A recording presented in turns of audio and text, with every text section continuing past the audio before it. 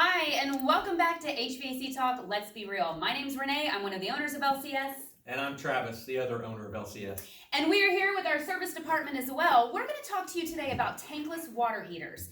So we had a question from a customer that said, hey, give me the pros and the cons of why I might do a tankless over a traditional water heater. So let's start with the fun stuff, the pros. Ryan, what's one of your pros of a tankless water heater? One pro of a tankless water heater would be energy efficiency.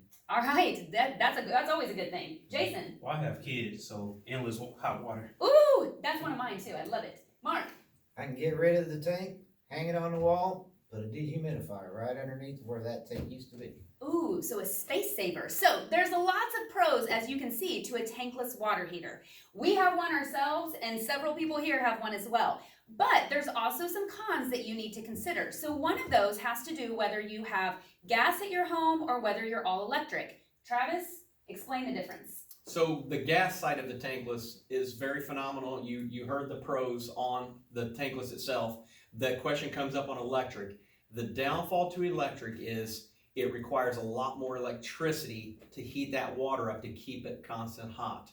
Sometimes the biggest downfall is, do I have enough room in my electric panel? Can I get those new wires pulled from the panel to the water heater? That's probably the biggest downfall on tankless electric. Okay, so to clarify something really quick, something that Ryan said was a pro is that we always hear that tankless water heaters are so much more energy efficient. So how can it actually cost more on the electric side if we're talking about tankless?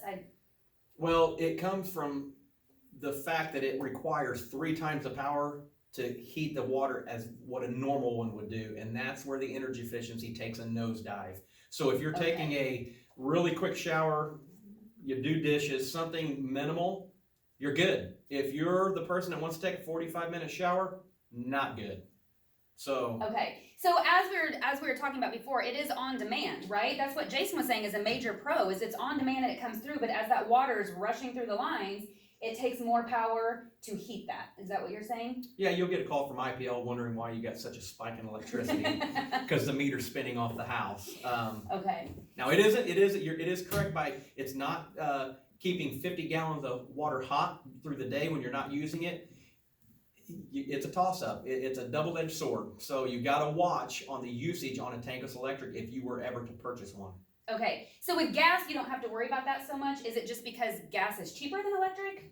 Gas is way cheaper than electric, but you still have that 45-minute shower. That efficiency on that gas tankless water heater will take a nosedive if you're constantly using hot water. It's just way more efficient on a time scale compared to electric. Okay, so the other con to consider is your water quality.